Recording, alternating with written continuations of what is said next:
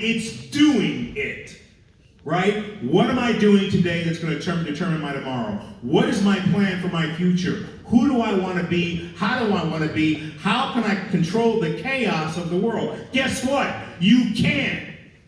You can only control the chaos inside of you. And that's controlling who you are, how you represent yourself. Like when you go to a job interview, you're going to be asked a ton of questions. Right? They're going to sit there and ask you your qualifications, and you're going to feel smaller and smaller and smaller because somewhere inside of you, you think, maybe I'm not ready for this job, as opposed to feeling like, I'm ready. Even if I don't know all you want me to know, I'm ready. Give me the gig. They're going to ask you 1,000 questions, and you're going to sit there, and then they're going to say, thank you, and you're going to get up, and you're going to walk out. Well, there's another part to this. When they ask you 1,000 questions, before they dismiss you, you say, excuse me, hold on, can I ask you a few questions? Tell me about your company. What do you have to offer me? Oh, right? What do you have to offer me? How will my growth be in your company? What if I have ideas that might enhance things that I see aren't being done to the greatest of their ability, to the highest level? I have some ideas. Will you listen to me? Will you entertain that thought? Will you sit down and talk to me and see what they say? Because you have a value too. And you should be encouraged to allow your voice to be heard in every situation, in every moment of your lives.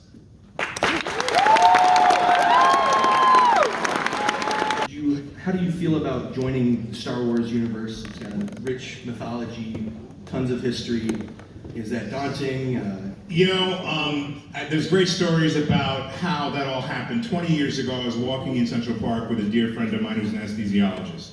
I was doing a play on Broadway by Tennessee Williams with James Earl Jones, directed by Debbie Allen, Cat on a Hot Tin Roof.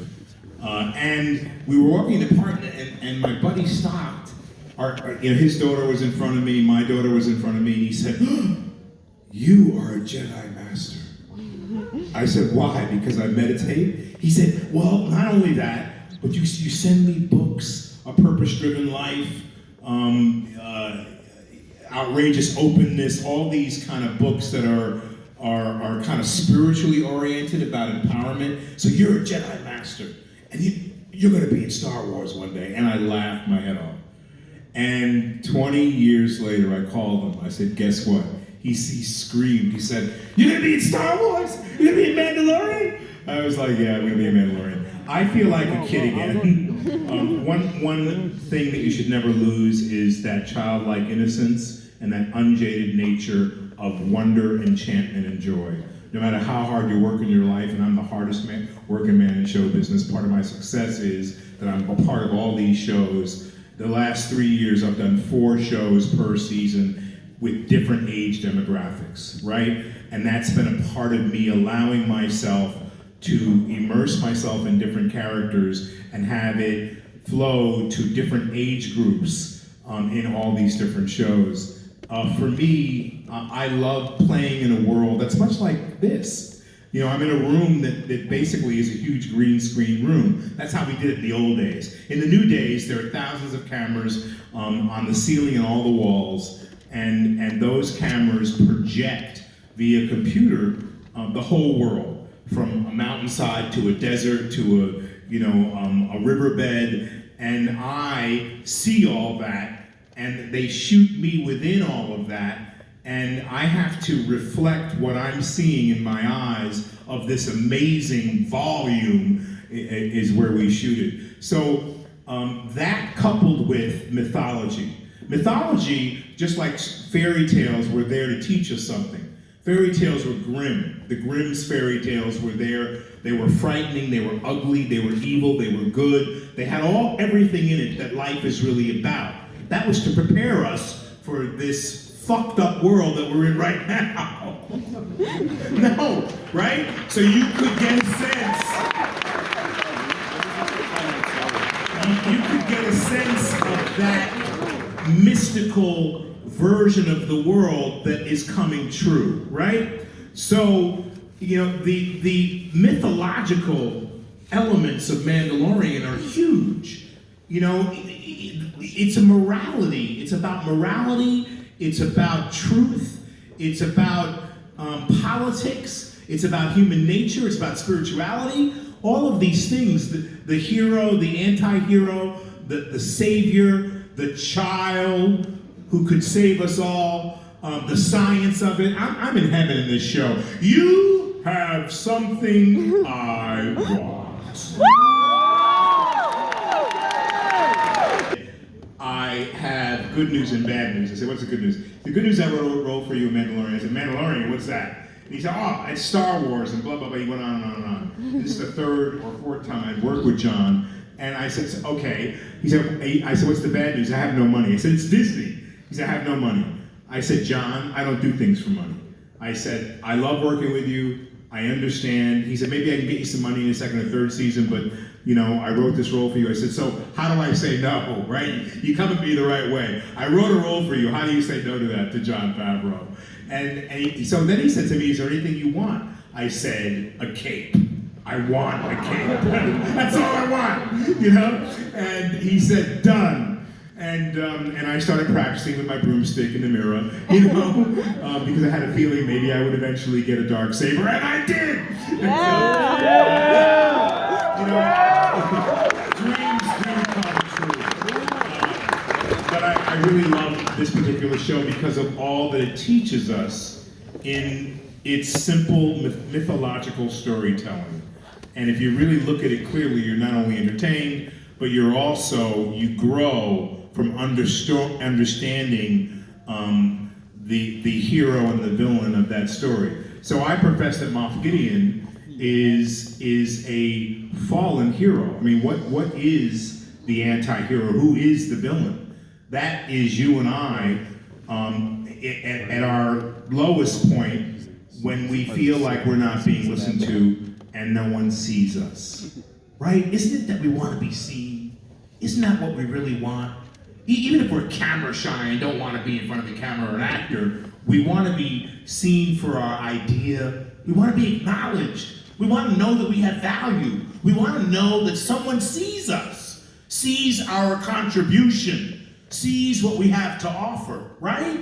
Isn't that really a part of what we need as human beings? And can't we give that to each other? So I profess that the anti-hero, the fallen hero, is really a hero who was never championed or never listened to. So then that hero, Moff Gideon, in my case, wants to take what he was not acknowledged for. He wants to take what he wasn't given. And not to say that no one listened to him because they didn't, not to say his ideas weren't good. He feels like he could do it better. Gustavo Fring. He wants to take over from the cartel. Why? He can do it better. He can do it better. He's a real businessman. He understands he could run it better than the Salamancas. So I have the real blessing of being in shows that allow me to really exercise my own personal demons, but also exemplify really the depth of good storytelling. Our lives are a story. Your life is a story. He has his story, she has her story. And your story, whether you know it or not, is mostly controlled by you, right? By what you say. So what you repeat and what you say becomes your story. If you go day in and day out of going, someone asks you how you are, and you go, oh man, it's all doom and gloom and challenge and this and that, and I got too many classes and I'm overwhelmed and that teacher didn't respect me and I raised my hand, they just ignore me. And if that becomes your story, then that's who you become. You can change that story through many different ways. By acknowledging that, oh, you're being treated like a bald-headed stepchild. Right? By saying to someone, maybe you shouldn't talk to me that way because I have something to offer. And I've raised my hand 5 times in class, and be really graceful about it, and you never call on me. Do you think I'm dumb or stupid, or do you think I'm too smart to answer your question? Or will you give me a chance ever? Right? You can change that story by standing up for who you are and acknowledging to yourself what the real truth is.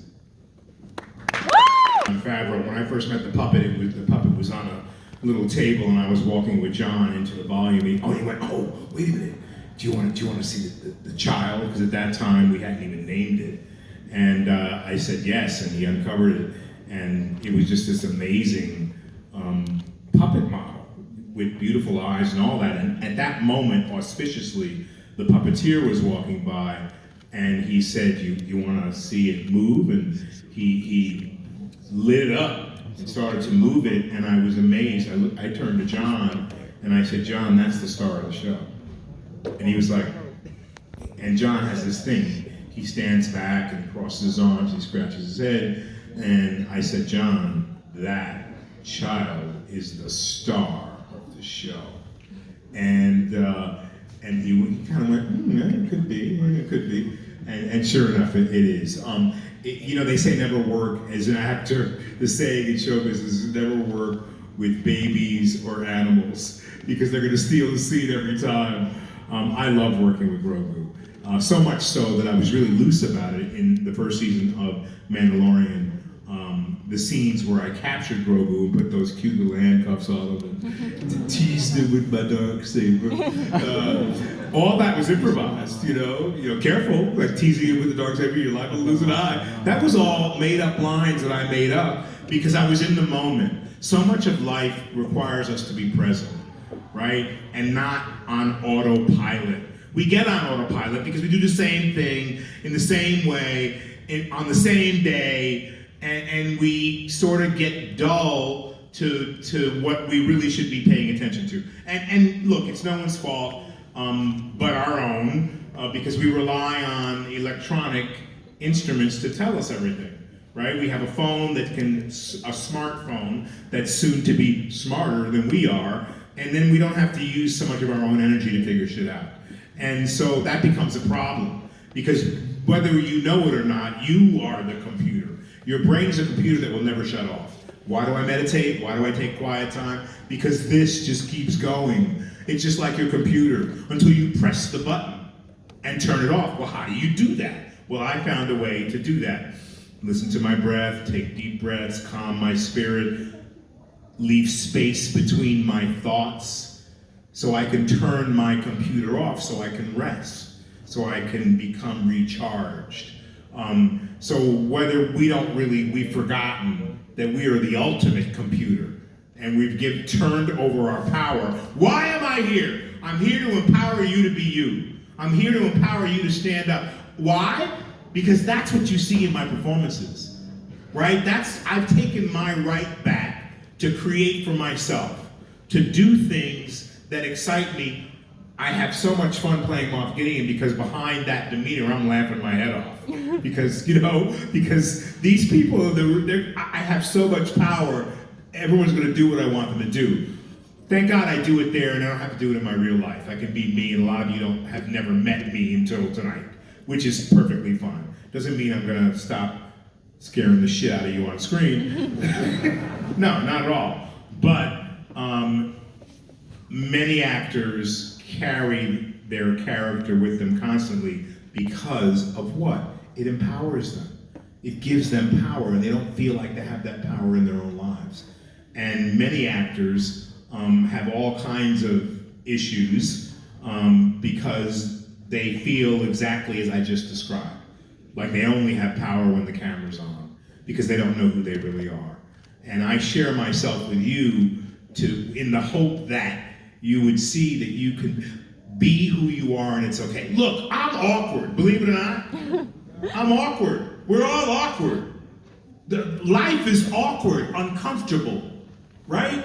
So it's that part of ourselves that we can't get with and acknowledge, because that would be totally uncool, right? It would be uncool. But it's not uncool, right? The silence is awkward. But you gotta get with that. Because in the silence, you hear your thoughts.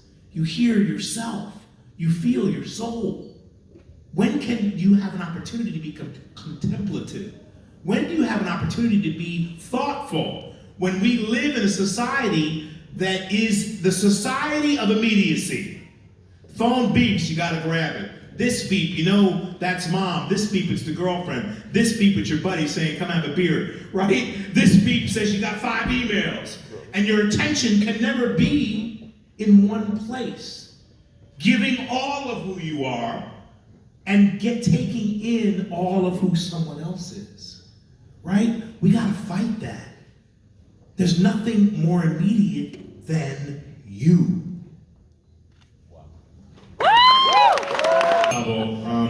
I read this piece and they called me to do a guest spot at the end of season 2 of Breaking Bad.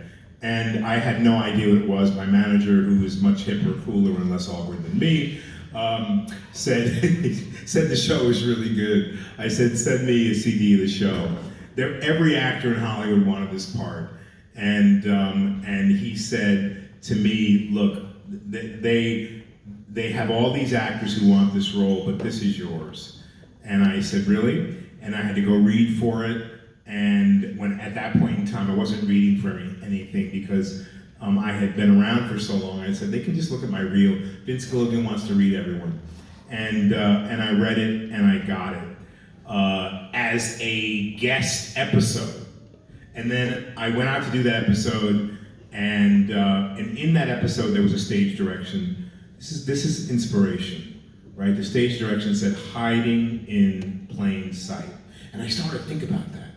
I started to think about all the people, like in my own neighborhood, who I would watch get out of their house with their briefcase, get in their car, go to work. It looked like, oh, he's in insurance. Oh, he's a doctor, or she's a lawyer.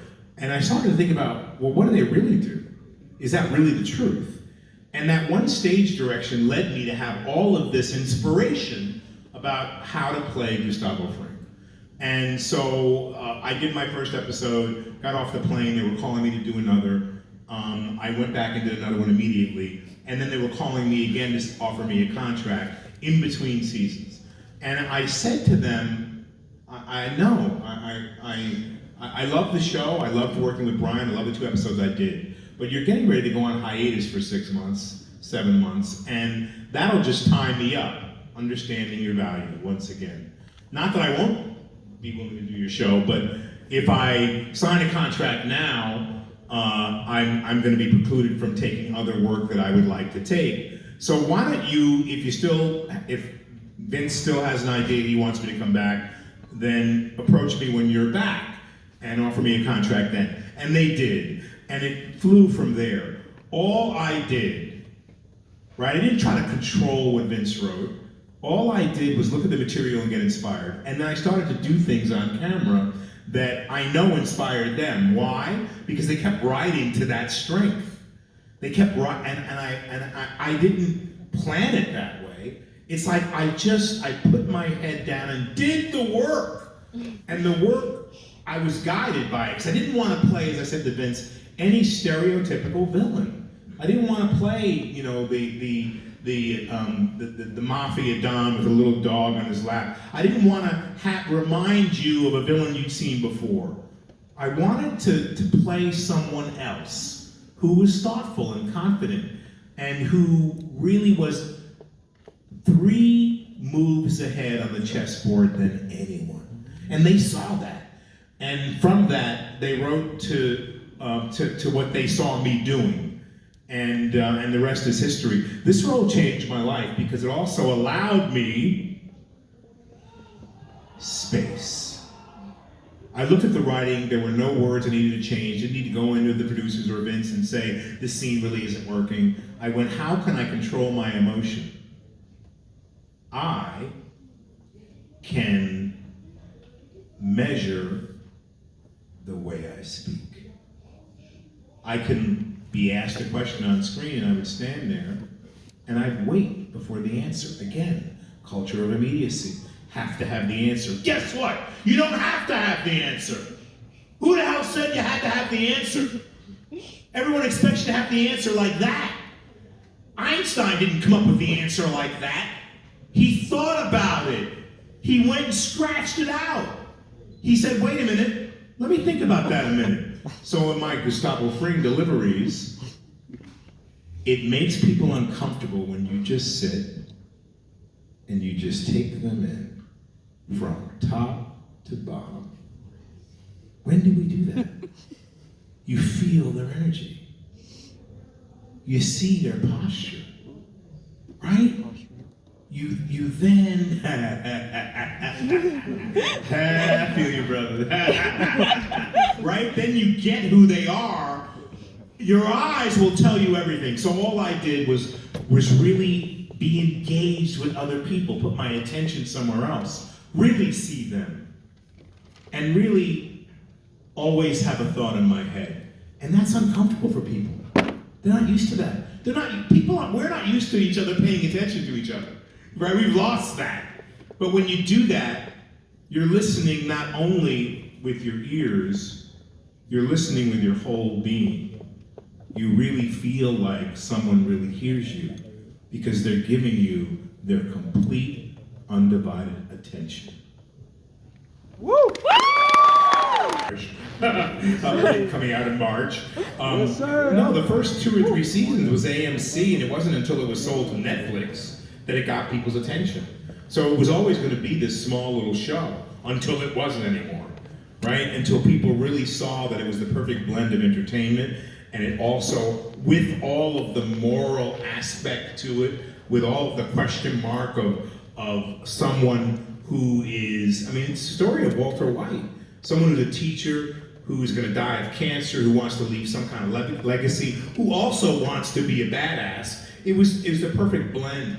And so I think it was by season 3 or 4, they did need a good villain, no doubt about it, because they had villain of the week.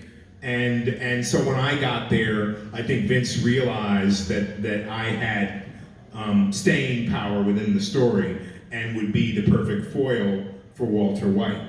But it's a great story about what will we do when we're up against it. How far will you go? You know, and there's Walter's story. Most often than not, we as human beings will go too far. But it's great writing, and I don't think anyone ever really realized. I mean, Breaking Bad, the hazmat suits are in the Smithsonian Institute. I mean, this show is the greatest show on television, by far. Woo! Follow your heart and be true to yourself.